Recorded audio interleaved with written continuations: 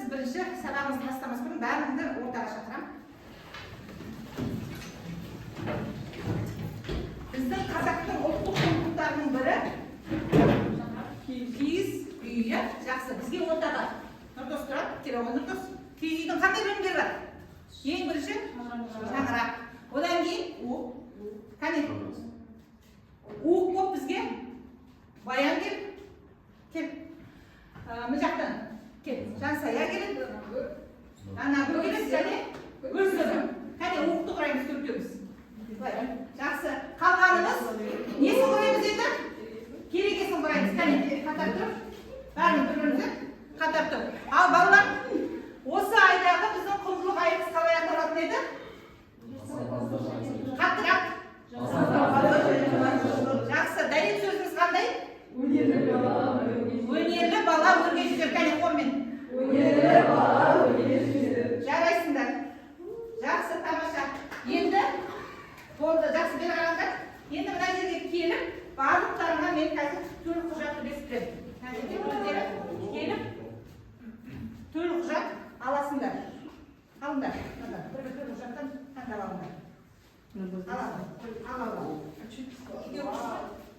Ала ғой. Болды ғой, бәріміз алдық па? Екеу қойдым адағы.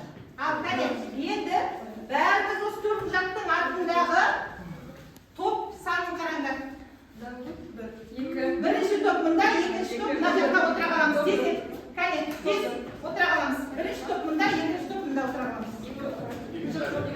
Екінші топ мұнда.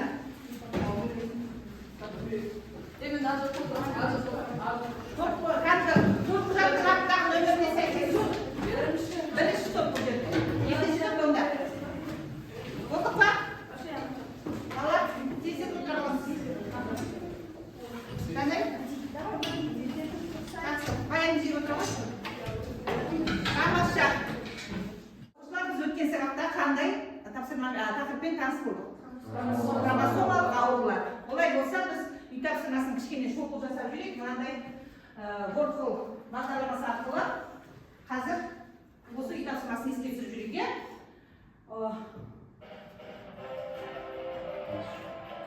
Қазір мына жерде экранда сұрақтар шығады, үй тапсырмасына айласында. Соған жауап беруіміз керек. Ал, біз орнымызда отырып жауап бермейміз. Дана өткен ғой. Қазір университеттердің оқушыларымызы генетикалық аурулармен туылады. Қазір қараймыз жауап дұрыс па? Дұрыс, жақсы, жарайсың сұраққа. Келесі сұраққа. Баян келе ғой.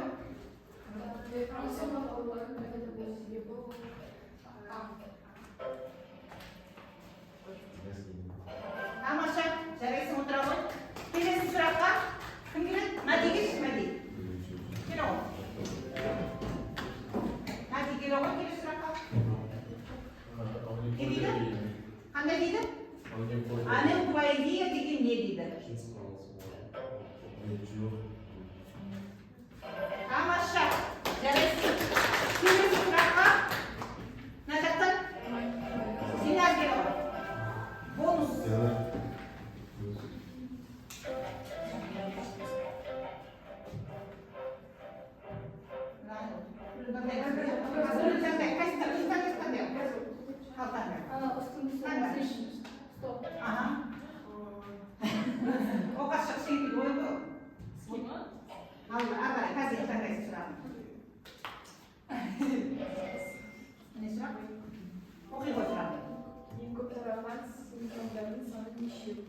Ең көп таралған синдромдардың саны нешеу? Белгілі ғой.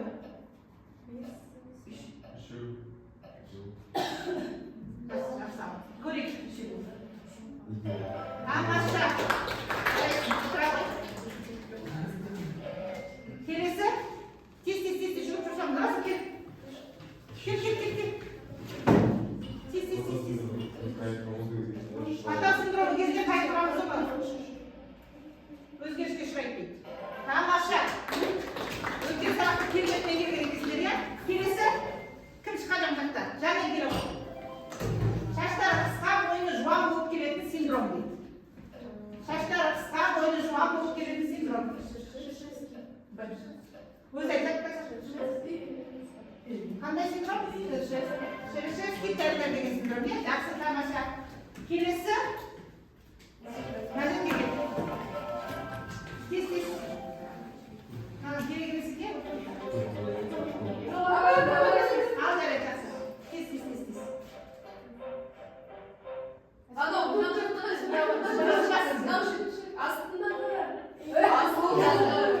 Жақсы, сұрағыңыз айтам, тез қана. Жақсы, ағалай. Келесі шықпағанда дайындап отырамыз. Эдвард синдромы кезінде қай хромосома өзгеріске ұшырайды?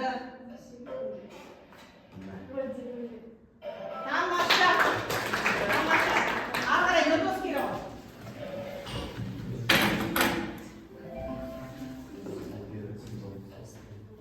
Құстұмсық болып келетін синдром.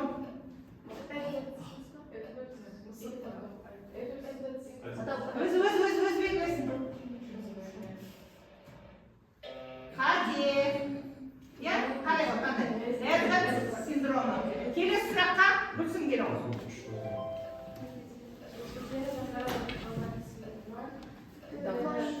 Айтпаймыз, қалып өз тағат қазір. Küçük yer adamızda Бұлар, ауырасың синдромы. Тамаша, жарайсың. Бізде енді соңғы сұрақ қалды, шықпаған Диана кел. Тағы да болмыз кетті. Қармандар үстіңгісі 10-200. 10 үйді тапқан адам. Қас.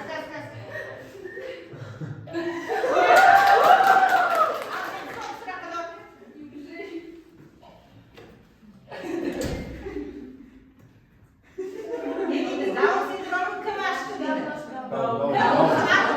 Аталған, иә?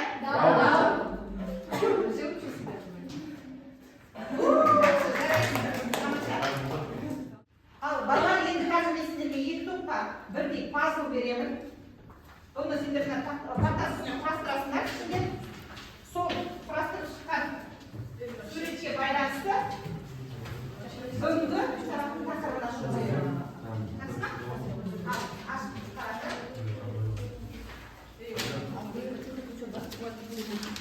Жаңа маған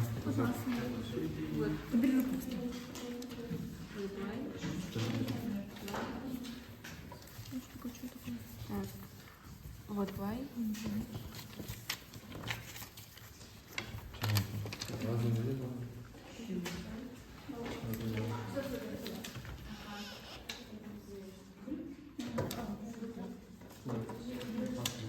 Все, дұрыс. Шапай. Болды. Орындар ма? Назар, екінші топ болады. Гүл. Құрт, түгіл.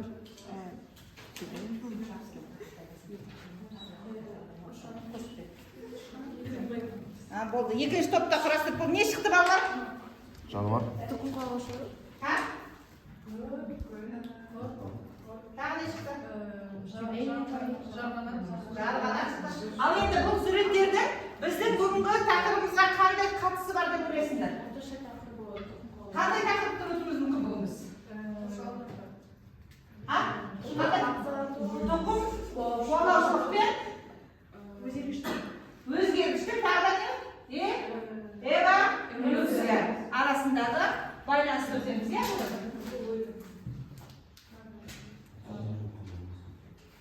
Мінекей, бүгінгі сабақтың тақырыбы тұқым қуалайтын өзгергіштік пен эволюция арасындағы өзара байланыс.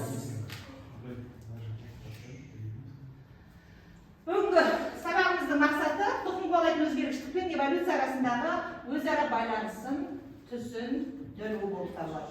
Олай болса қазір сендерге бірінші мен қысқаша түсіндіріп өтейін, жақсы ма? Мінекей, бұл тақырып сендерге балалар бұрыннан таныс, иә, білеміз. Сендер төменгі сыныпта да өткенсіңдер. Мутация. Не ол мутация дейміз? Ол түрлі қоршаған ортаның әсерінен олардың генетикалық өзгерістер. Қоршаған ортаның әсерінен болуы мүмкін, немесе қолда жасалуы мүмкін, иә, химиялық оны мутацияны тудыратындар нелер еді? Гендер деп атайтынбыз. иә олар қандай түрлері бар еді мутагендердің Эндокендік, эндокендік. жақсы тағы да жалпы қалай бөлінеді физикалық мутагендер химиялық мутагендер биологиялық мутагендер тамаша жарайсыңдар мінекей мутациялардың көбісі зиянсыз дейді олар үнемі қалыпты доминантты ген жауып тұрады дейді доминантты ген деген қандай ген еді бірден жарыққа шығып көрінетін генді айтып тұрмыз иә эволюцияның материалы осы мутация болып табылады екен жақсы ма ары қарай кеттік эволюциялық ілім туралы біз 9 сыныпта өткенсіңдер негізін қалаған кім еді эволюциялық ілім тағы да негізгі эволюциялық ілім теориясын жасап шығарған Чарльз Дарвин болатын иә бірақ сол эволюциялық ілімнің жаңағы ары қарай ілім болып қалыптасуына дейін бірнеше ғалымдар үлес қосты мысалы жаңа кім айтып кетті Тиназ айтып кетті Карл Линней тағы да Жан Батист Ламарк деген иә мінекей осы эволюциялық ілімнің дамуына үлес қосқан ғалымдар эволюция биологияда тірі табиғаттың қайта айналып келмейтін және тура бағытталған тарихи дамуы оны біз білеміз иә эволюция деген яғни ол артқа қарай қайтып келмейді бір орында тұрмайды алға қарай даму жақсы мінекей эволюциялық ілімнің Дарвинге дейін жаңағы несін қалаған біз айттық Карл Линней және Ламарк дедік қой енді қараңдар Чарльз Дарвиннің еңбегі зор дейді осы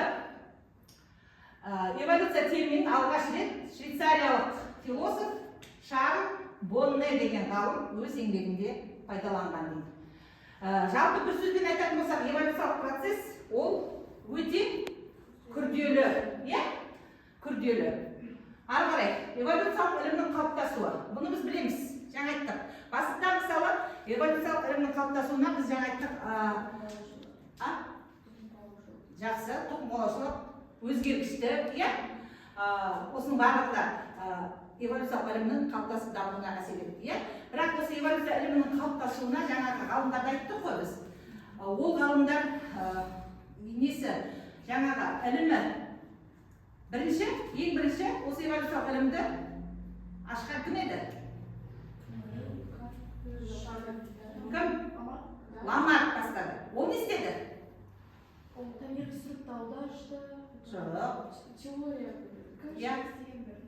өзінің зоология философиясы деген еңбегінде не істеді омыртқалыларға және омыртқасыздарға бөлді сөйтіп ол өзінің үлесін қосты эволюцияға иә ары қарай одан кейін кім келді Карл Линней ол не істеді дұрыс айтады бинарлы номенклатура яғни жүйелеу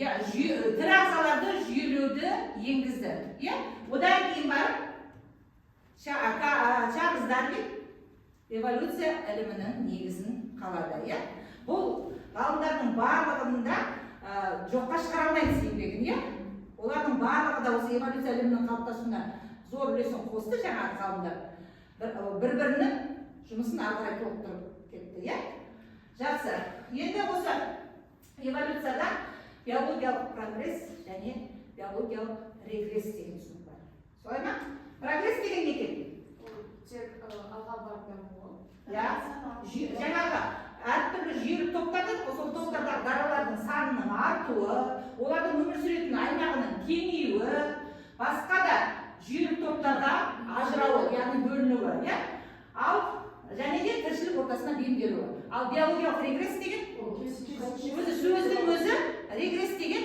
прогресс алға қарай жылжымаса регресс кері қайту не дейді дамуды кері кетіп төмен қарай құлдырауы жүйелік топтағы даралар санының кемуі таралу аймақтарының тарылуы бұл биологиялық регресс неге бұл екеуіне кәдімгідей тоқталудың қазір тапсырма барысында керек болады ары қарай мінекей биологиялық эволюцияның негізгі бағыттары бұл тақырыппен танысыңдар 9 сыныпта өткенсіңдер қандай ароморфоз идиоадаптация дегенерация мінекей 3 түрлі бағыты бар екен иә Енді сендерге қазір тапсырма. Топтық жұмыс бірінші. Екі топқа, мінекей, көріпсіздер ғой. Бірінші топқа биологиялық прогресс. Қазір мен беріп алайын, сосын айтамын, иә, қалай?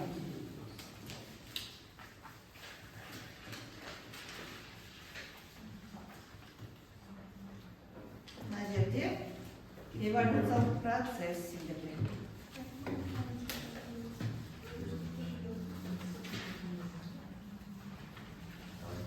Енді былай істейміз, балалар. Жаңағы клей тастап кетіпсіз, иә? Клей. Енді қараңдар. Не істейді? Дескрипторға, набери дескрипторға. Не дейді? Жалпы осы жұмысты дұрыс орындап шықсаңыздар, 2 бал аласыздар. Мен сіздерге бағалауға түсіндіруді еттім, иә? Мына топқа бөлдік қой, төрт құжаттарының артында өздерінің бағалау жүйелері бар. Иә, сол бағалау жүйесін белгілеп отырасыздар. Қазір бал алған оқушы. Жақсы ма? Міне бүгін қазірден басталады бал алу оқушысының. Енді қараңдар, жалпы бал осы жұмысқа 2 бал. Бірінші, дескриптор бойынша биологиялық процесс сатыларын дұрыс ажыратасыңдар. Сіздерді ғой, биологиялық процесс. Және биологиялық үдерісті сипаттайсыңдар. Сіздерде де солай. Эволюциялық процессті дұрыс сатыларын дұрыс ажыратасыңдар және сипаттайсыңдар 2 бал. Жақсы ма? Ал 5 минут уақыт. Дескрипторға назар аударыңдар, дескрипторда сипаттау керек, дұрыс ажырату керек сатыларын. Жақсы ма?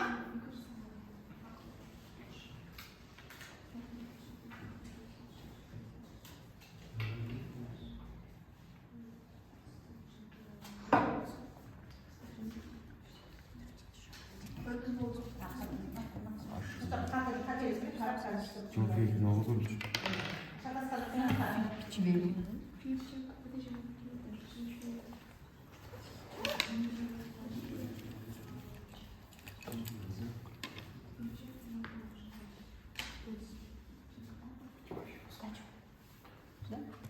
Қараңдар.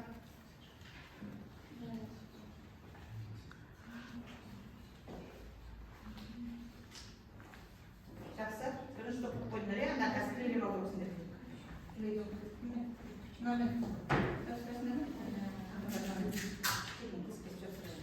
Іліп қойыңдар, түсіп қалмайтындар. Болды па? Қалып қойдыңдар. Шамал.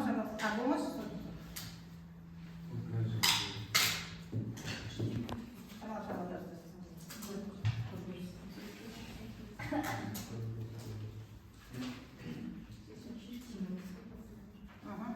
Болды ма?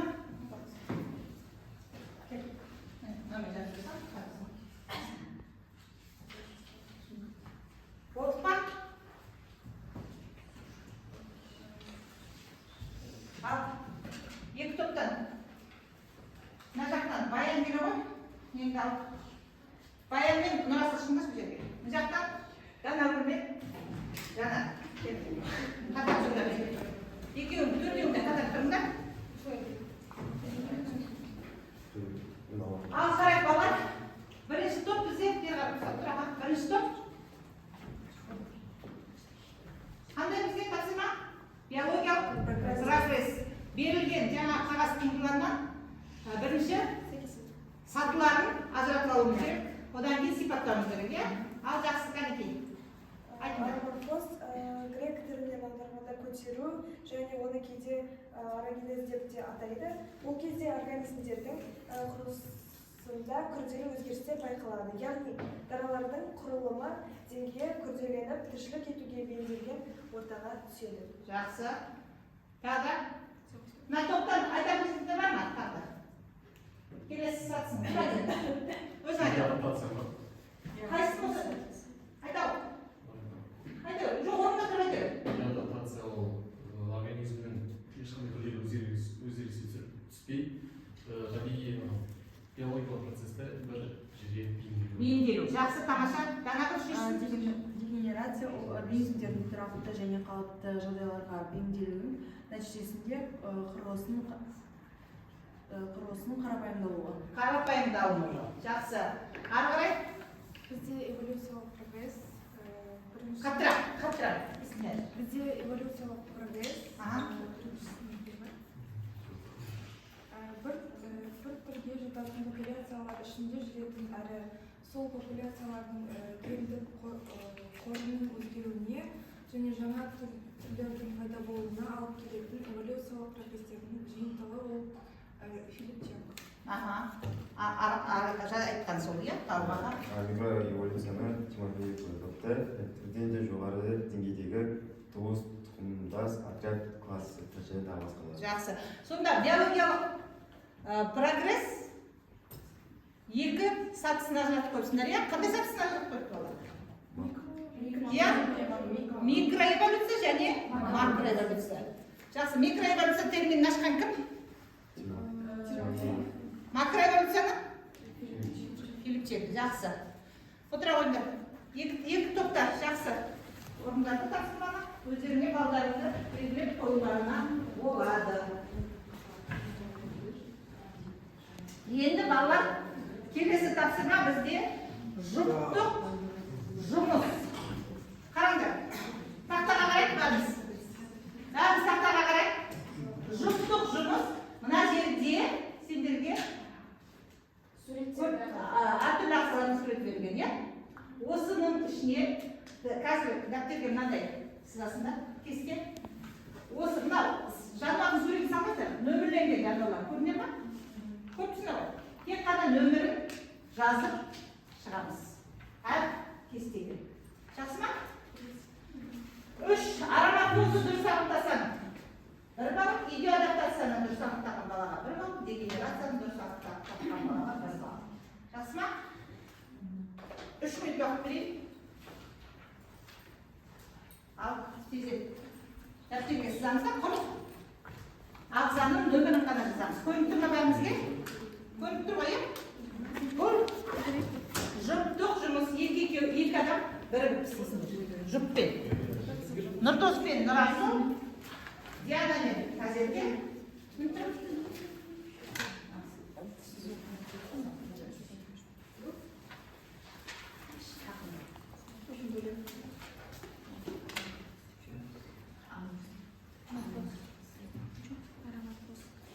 Уақыт кетіп жатыр.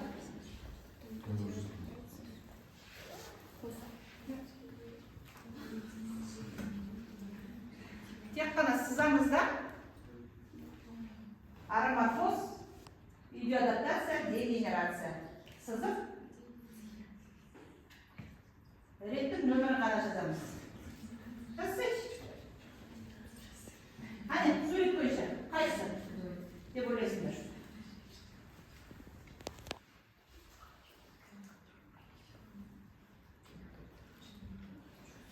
Бір жарым минут.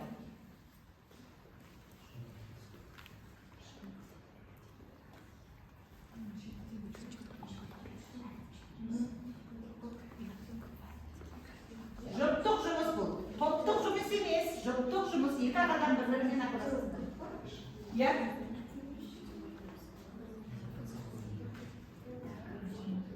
Жұбымен ғана ақылдасып жасаймыз.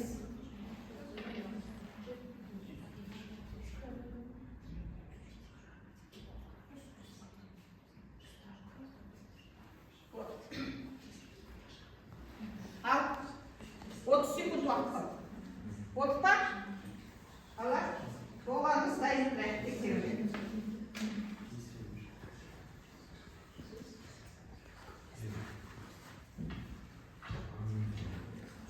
Мәди көмді ма? Жас па? Жассыз? Енді ана суреттің нөмірі қарап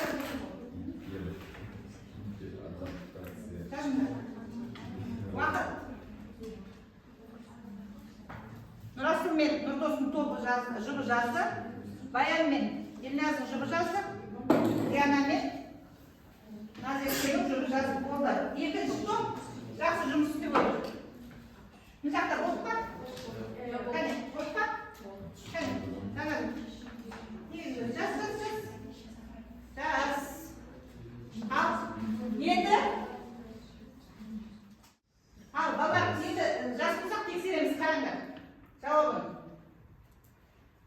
Dұрыс абай. Кімде дұрыс? Бізде дұрыс. Үшеуі де дұрыс болса, 3 балл. Екеуі дұрыс болса, 2 балл. Біреу дұрыс болса, 1 балл аласың. Жазып қойыңдар. Балл, ана, төрт жаттарыңды жазып қойыңдар. Дұрыс па? Дұрыс. Жақсы. Ары қарай кеттік.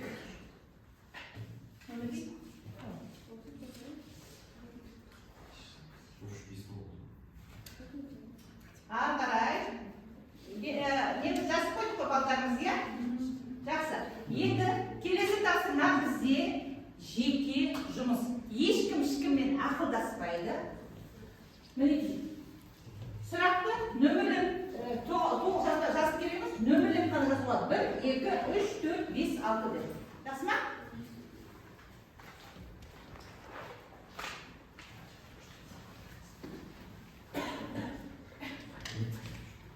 Бұл жерде алатын балл біреу ғана бар.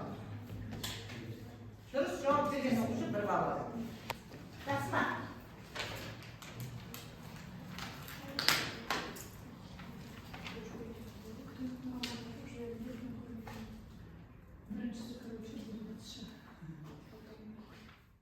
Уақыт аяқталды. Енді әрқайсымыз жеке жұмыс жасадық қой. Қазір оны тексереміз. Биологиялық регресс дамудың кері кетіп төмен қарай құлдырауы дейді. Ароматоз организм құрылысының күрделенуі. Жақсы. Табиғи сұрыптау эволюцияның ең негізгі факторы екенін Линней ашты. Ешкім шыққыттар айтып отырған жоқ қой, иә? Дұрыс айтасыңдар, тамаша. Жалған. Популяциялық толқындар ұғымын Дарвин енгізді. Жалған, дұрыс. Мутациялық өзгерістің нәтижесінде мүлдем жаңа белгілер мен қасиеттер пайда болады. Шындық. Және Дарвин эволюцияның 4 факторын атап көрсетші. Жалған. Кім шындық деп өздеріне минус? Жалған. Қанша факторын атап көрсетті? Эволюцияның негізгі қандай? 3 фактор атап көрсеткен. Жақсы. 1 балдан қоямыз дұрыс жазғанда. Жақсы ма?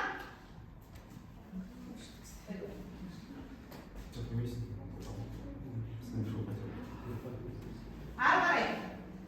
Келесі тапсырма балдар бізде. Оқушылар мына жерде мінекей. Бізде қазір бүгінгі сабақты бекіту тапсырмасы тест түрінде жаздым мен. 4 сұрақ бүгінгі тақырыпқа қатысты. Осы 4 сұраққа 4 минут уақыт беремін, ойланып белгілейсіздер. Әркім өзі жеке белгілейді. Жақсы ма?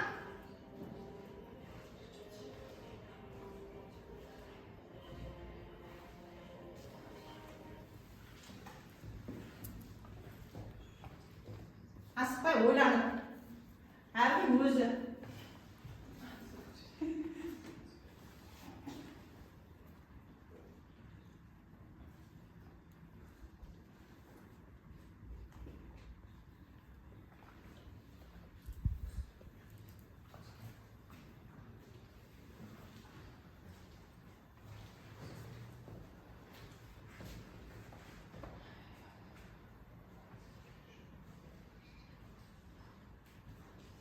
Üç minut vakit kaldı.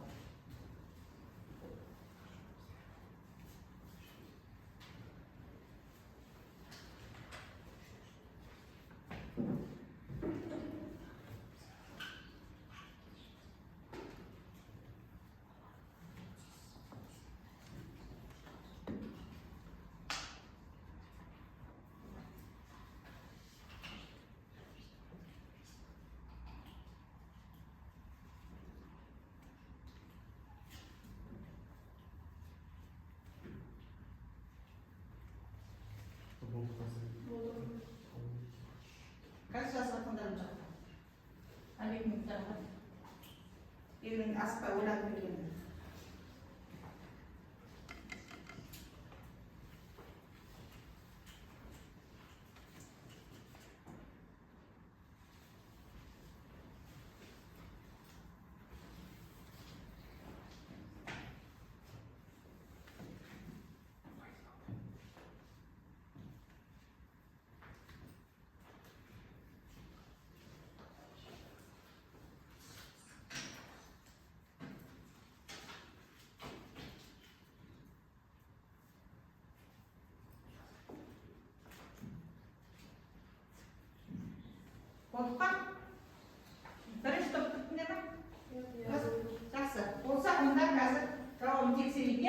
әрқайсың өздеріңнің жазған тесттарыңның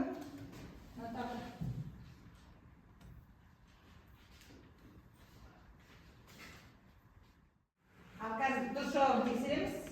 Мінекей. Әркім өзінің жазған тестіне қарап тексереміз. 1-де Д-сы, 2-де В, 3-де С, 4-де А. Кімде бәрі дұрыс шықты?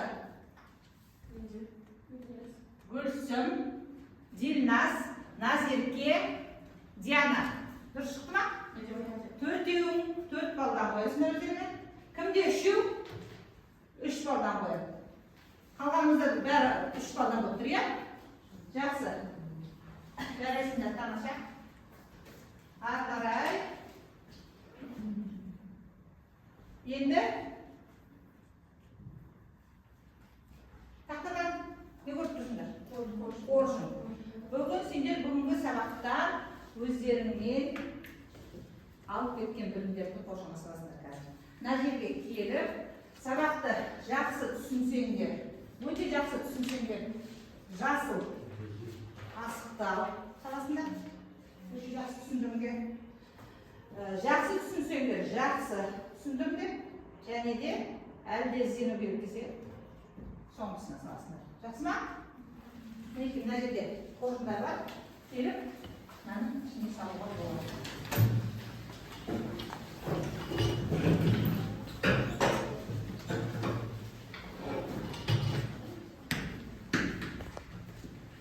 Ақырда бана бантына түстірдік, ақырда бантына салынды.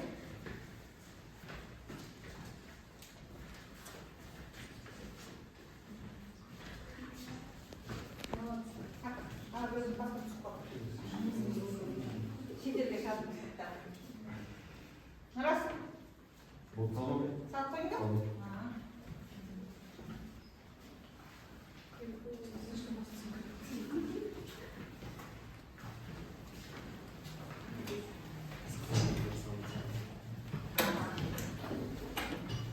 Жақсы, отыра қойды.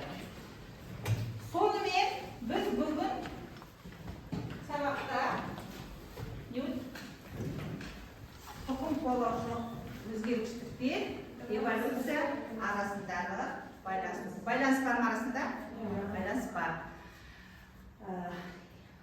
Эволюция бұл қандай процесс? Күрделі процесс. Ұзақ уақыт бойы, жылдар бойы жүретін күрделі процесс.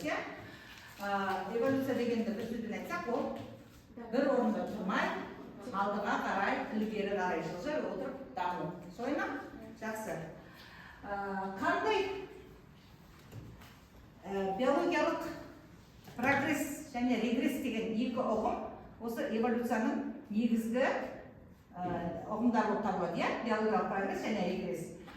Осы биологиялық прогресс қандай сатылардан тұрады екен?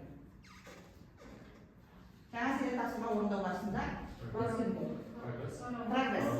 Ароморфоз, индивидуализация және дегенерация. Ал эволюциялық процесс қандай сатыдан тұрады? Макроэволюция және микроэволюция. Түсінікті ма? Жақсы. Ендеше сабағымызды қорытындылау мақсатында еркін микрофон деген әдіс арқылы жеке-жеке өздеріңнің ойларын бүгінгі сабаққа байланысты кері байланысты берулерін сұрайын. Жақтан. Дилназ айта ғой. Бүгінгі біздің өткен тақырыбымыз тұқым қуалаушылық және де өзгергіштік, эволюция өте қызықты өтті деп айта аламын. Және де бұрынғы өткен тақырыптарды біз қайта алып шықтық, қайтадан есімізде сақталды бәрі. Және де жұптық жұмыс жасай отырып, бүкіл тақырып бізде бекітілді. Жақсы, тамаша. Нұрасыл, сен айтасың. Дилназ қосылуға ма? Дилназ қосылуға ма? Айта ғой. Бүгін сабақ бізге өте сәтті болды. Осы тақырыпты мен бүгін өте жақсы түсіндім. Жақсы. Мына жақтан, Мәди. Бүгінгі тақырыбымыз өткен материалды қайталауға қоймай, көземізді бекітіп және жарасына үйрендік. Тамаша. Тағы да алып қосарларыңдар да. Күлсін. Нетесің? Біз алдында өткен тақырыптарды қайта-қайталап білімімізді Ескертіп еще жаңа тақырыпты да және игердік, білімімізді арттырдық. Мен осы тақырыпты жақсы түсіндім. Жақсы, рахмет. Ал енді балалар, сұрақ бар ма маған? Сұрақ жоқ, бәрі түсінікті, иә? Онда маған бір құжаттарыңызды жинап тапсырасыңдар. Онда өздерің балдарың көрді ғой. Сол балды мен күзетке қоямын. Жақсы ма? Үйге тапсырма осы тақырыпты тұқым қуалаушылық өзгергіштікпен эволюция арасында байланысты тақырыпты оқып келеміз. Жақсы, сабақ аяқталды. Онда көп рахмет. Денсаулық болыңыздар.